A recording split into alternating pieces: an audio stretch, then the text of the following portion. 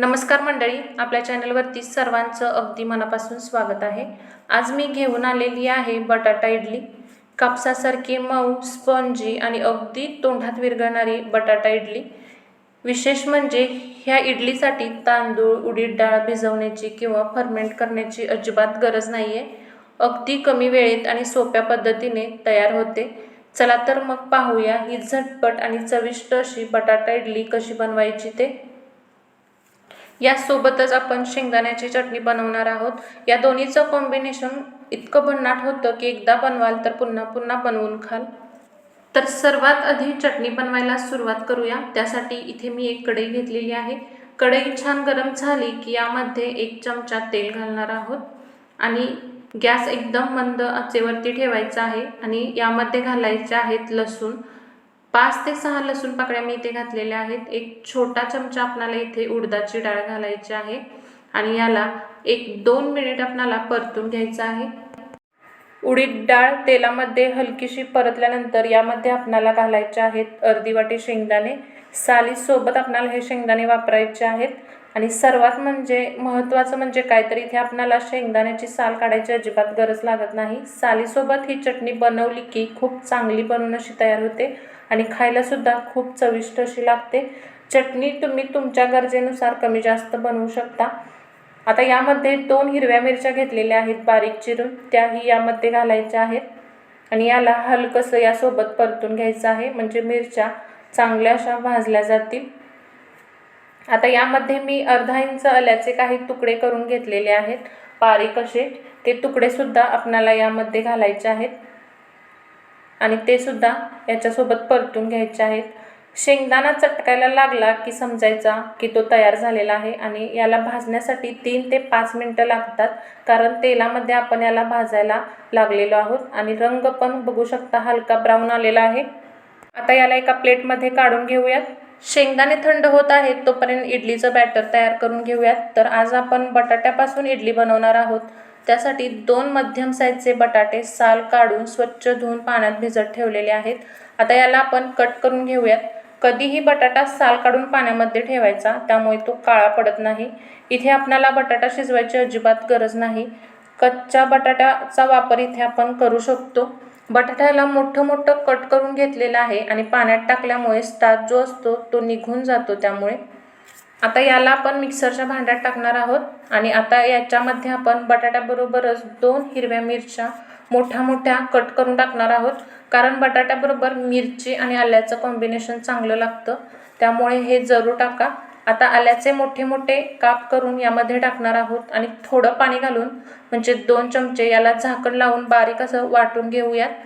या बटाट्याची चांगली अशी पेस्ट बनलेली आहे। अशा पद्धतीने पेस्ट करून घ्यायची आहे।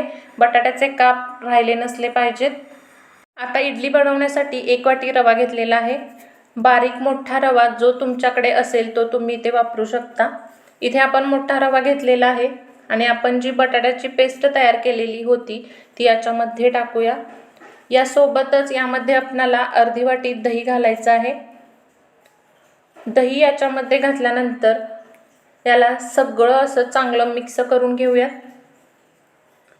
आता पाव वाटी पाणी मिक्सरच्या भांड्यात घालून चांगलं मिक्स करून ते पाणी यामध्ये आपल्याला घालायचं आहे, त्यामुळे बटाटाही वाया जाणार नाही आणि पाणी यामध्ये आपल्याला घालायचंच आहे। तर याच्यामध्ये मिक्स करून पाणी आपण इथे घालणार आहोत। जास्त पातळ बॅटर तयार करायचं नाही। आता अशा पद्धतीने बॅटर बनवून ठेवायचं आहे। सुरुवातीला जास्त पातळ करायचं नाही। आता याच्यामध्ये चवीनुसार अर्धा चमचा मीठ घालायचं आहे। मीठ तुम्ही तुमच्या चवीनुसार कमी जास्त करू शकता आणि याला झाकण लावून 15 मिनिटं आपण रेस्ट करायला ठेवणार आहोत।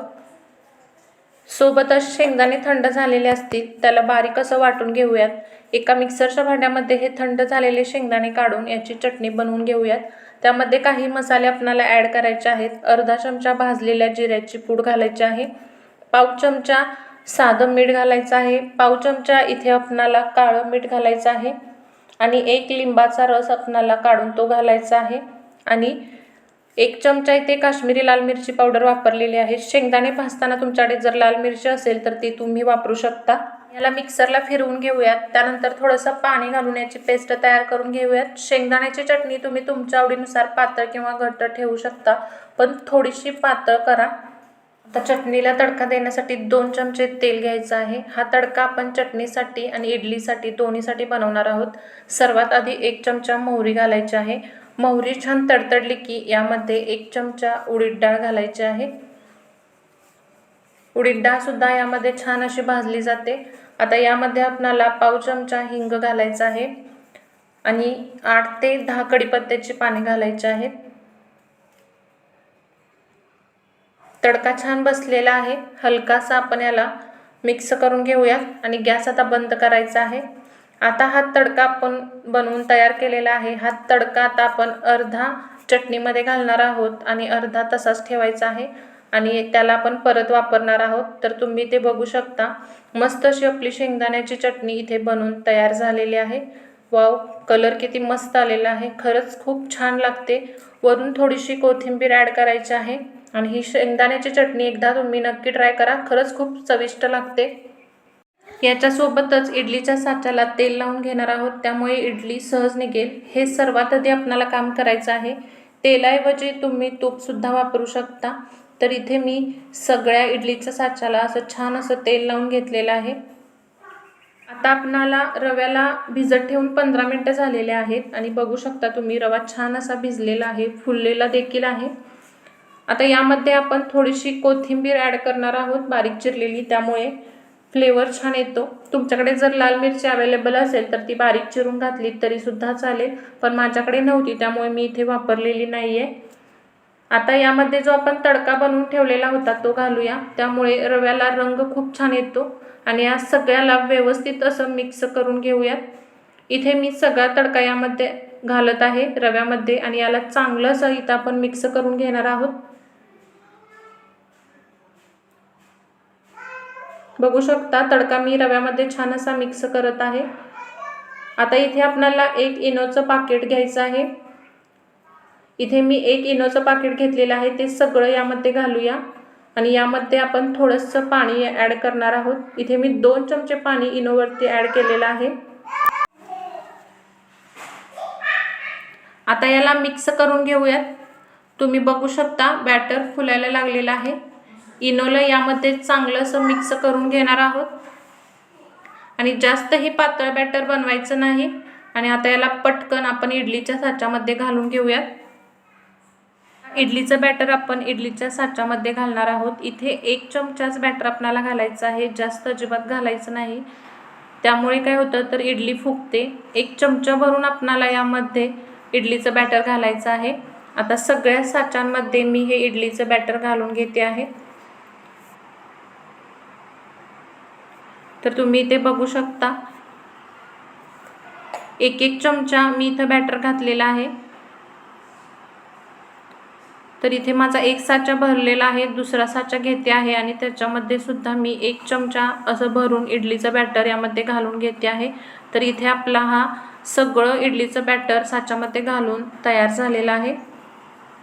आता इडलीच्या भांड्याला गॅसवरती ठेवलेला आहे. त्याच्यामध्ये जास्त पाणी घालायचं नाही आहे. 1-2 वाटी आपल्याला त्यामध्ये पाणी घालायचं आहे. 2 वाटी पाणी इनफ होतं. पाण्याला उकळी आलेली आहे. त्याच्यामध्ये इडलीचे साचे ठेवूया आणि 15 ते 20 मिनटं आपल्याला वेट करायचं आहे. 15 मिनटामध्ये आपली इडली बनवून तयार होते. इडलीला ठेवून 15 मिनटं झालेली आहेत. इडलीला चेक करूया. आता यामध्ये सुरी टाकून बघूया. सुरी क्लीन येते, याचा अर्थ इडली शिजलेली आहे. गॅस बंद करायचा आहे आणि याला बाहेर काढून थंड करून घेऊयात. थंड झाल्यानंतर इडली काढून घ्यायची आहे. गरम गरम इडली अजिबात काढायची नाही. थोडं थंड करून इडली काढून घेतलेली आहे. तुम्ही बघू शकता मस्त अशी शिजलेली आहे. इडली व्यवस्थित निघते आहे, चांगली फुललेली आहे. एक आणखी काढून दाखवते. थंड इडली झाली की व्यवस्थित निघते. मस्त इडली तयार झालेली आहे, फुललेली ही छान आहे. तर अशा पद्धतीने सगळ्या इडल्या इथे काढून घेतलेल्या आहेत. तुम्ही बघू शकता किती मस्त तयार झालेल्या आहेत बटाटा इडली. तर तुम्हाला एक इडली मी इथे दाखवते कट करून. किती मस्त आणि सॉफ्ट स्पॉन्जी तयार झालेली आहे, मऊ मऊ कापसासारखी. तुम्ही बघू शकता. रेसिपी आवडली असेल तर लाईक, शेअर, सबस्क्राईब करा. चला तर मग भेटूया एका नवीन रेसिपीसोबत. तोपर्यंत धन्यवाद.